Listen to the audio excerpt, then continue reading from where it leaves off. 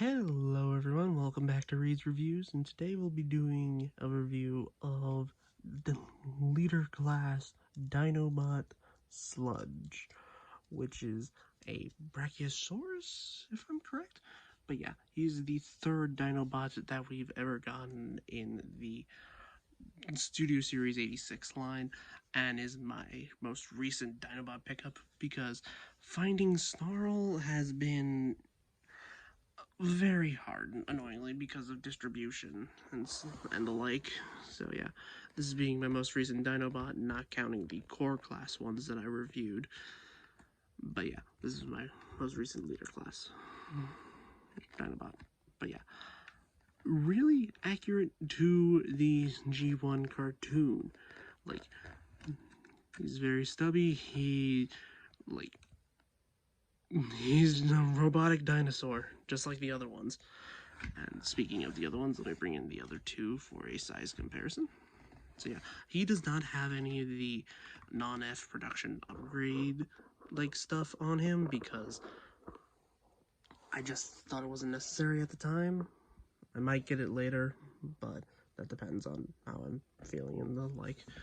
But yeah, he sizes up pretty well. There is an upgrade kit to basically make the neck a bit longer and more articulated, because the only articulation that you get is this like hinge here, and neck's not supposed to do that.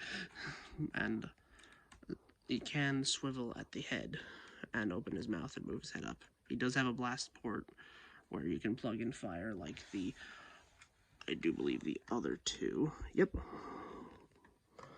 All of them can breathe some form of fire. Sorry. Second, I'm trying to get the camera stable.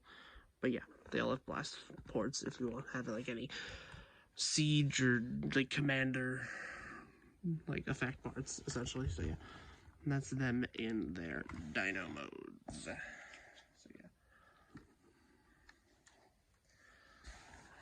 So yeah, the rest of the articulation, he just has like a rotation here and a rotation here, and the foot can go forwards and back. So like you can make him turn his head and such to make it look like he's, well, in stop motion that'll be pretty useful. Just that I don't really articulate him all that much in dino mode, so also be wary.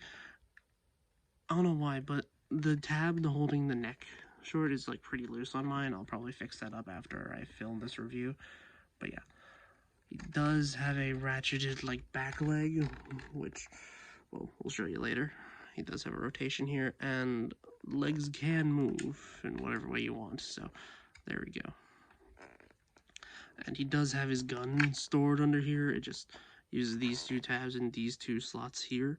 I feel like there was, like, I think everyone has said this in the past, especially once this guy got revealed and after people got reviews done and such. It feels like this part should have folded up and filled this gap right here, basically giving him a cleaner underside. Then that's what the non-F production kit does, because he does have 5mm ports on the sides here, where you can plug in the gun, assuming it isn't too, well, thick. But yeah.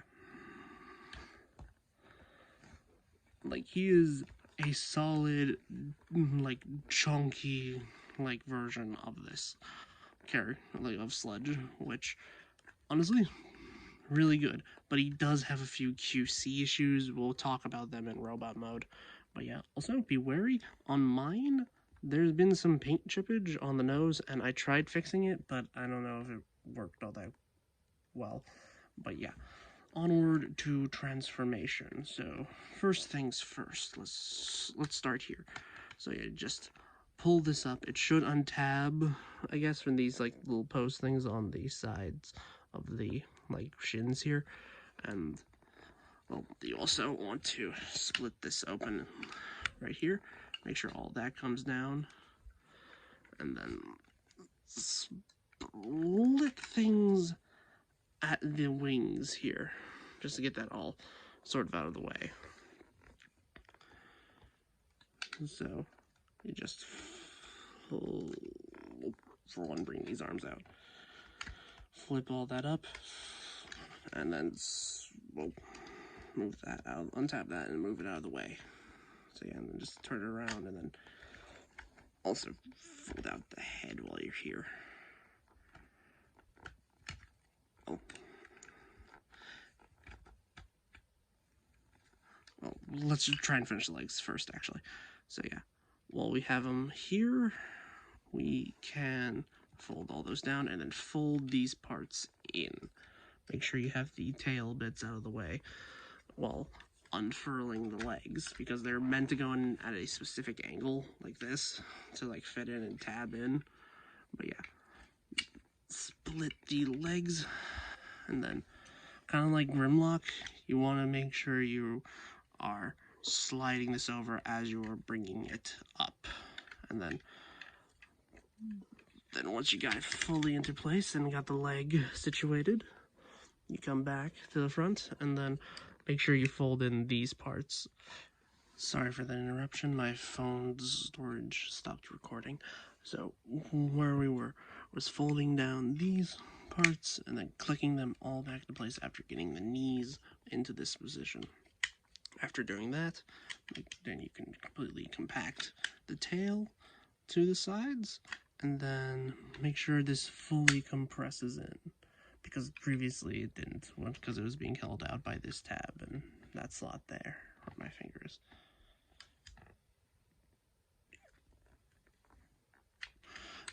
And then flip out the feet. There we have the bottom half pretty much done, and now let's fix the top half by rotating it around and then flipping these parts down. There we go. And then make sure this comes separate in the box. It just slides right. Oh, wait, sorry if you didn't see that. It just slides right on when you're getting this out of package. So yeah, just make sure that you have it all lined up. And there. And then make sure that tab. Make sure. Second, sorry. Make sure that tab goes into that hole. Okay, there. And then you can fold the wings back. Make sure this tab here goes into that slot there. There, mirror it on the other side. Flip the entire chest upwards. And we're at the home stretch because we can just rotate these parts around. Straighten them out. And then do the same thing that we did on Slug. Just flip out the hands and then rotate them. And then do that on the other side. Then you can give him his little cannon, and then boom. There you have Sludge of the Dinobots. He is accurate to his source material, and honestly, another solid entry into the Dinobot leader class, like, set. But do note, I have modified him a bit, but it is not on the surface, it is all internally, mostly here at the hips and at the knees, because originally the ratchets on this guy were not that good.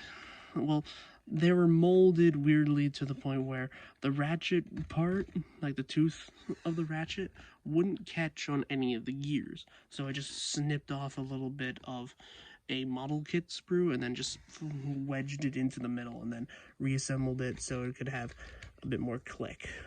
It is more solid than it was before, so I do recommend doing that trick. Like, just make sure you be careful and not lose that tooth pit, like tooth like little part, because,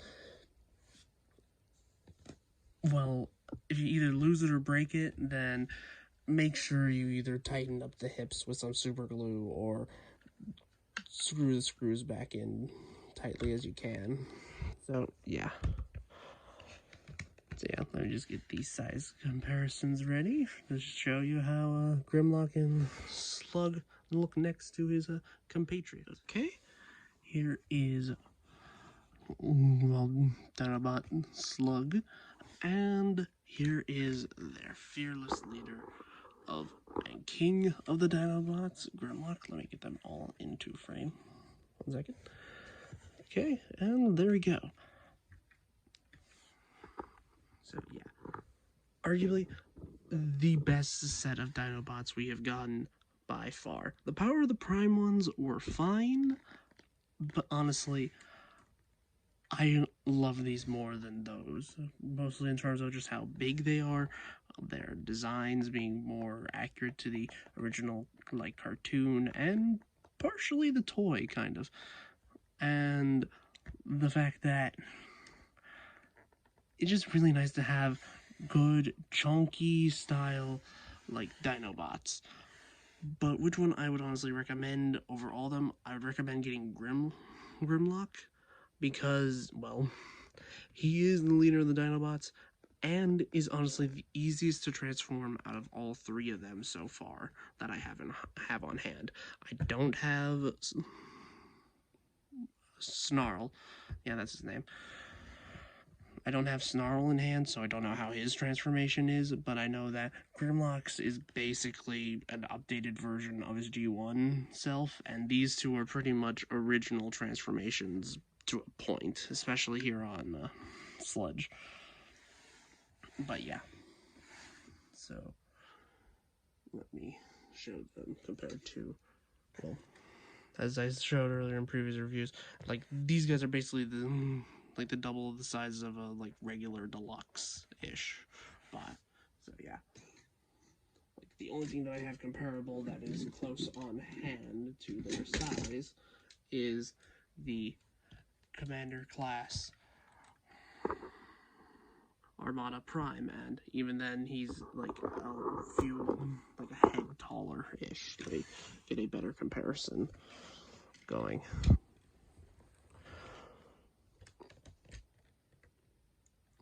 Yeah. There we go. Yeah. Like, the only thing that's, like, bigger than them that I have is, like, this guy, in terms of, like, modern toy stuff. But yeah. Let's get on to articulation. 1 second, just cleaning up my setup. So yeah, articulation-wise. And then, that is an annoying thing about this figure, is the fact that this part becomes untabbed, and also the wings. Including the, like, hip stuff that I mentioned earlier, and the knee stuff. The wings are really loose. Like they won't just, like, they impede the articulation annoyingly. I know it is cartoon accurate, that is a bit annoying. And these parts here are kind of rubbery, which does not help to the, like, solidity of it, I guess. But yeah, articulation. He does have a swivel at the head. I don't know if he has a ball joint. I don't know if you can see in there. It kind of looks like a ball joint, but it's so close to the, like, neck part here to the point where the ball joint is superfluous. But yeah, he can look up because of the hinge in his, like, transformation. But yeah, he does have a waist rotation, not impeded, I should say, by the legs back here, because you can, like, move them out of the way, which annoyingly continuously untabs the kibble back here. He does have a ratcheted shoulder. That's happens sometimes, and that's a first. Can go full 90. He does have a, like, an elbow, above the elbow, like, swivel. And he can go, like, over 90, and he does have a wrist swivel. And you can kind of point the hand down if you have, like, a sword attached to him. I might get the non-F kit in the future, and I'll do a review on that if I do. So yeah. So his legs can go full forward and can't really go all that back because of all the stuff back here. Kind of makes sense. This is technically accurate, I think. I don't know. I haven't looked at this, like, model ever. But yeah, he does have a full rotation here at the thigh. He does have a 90-degree bend at the knee. And he does have a really good ankle, like, pivot. But it doesn't really, like, it looks like the foot is separate from the leg. But yeah, he doesn't have, like, a filler like Grimlock did. But yeah, arguably a really good Dinobot, and if you're going for the full set, I say get him.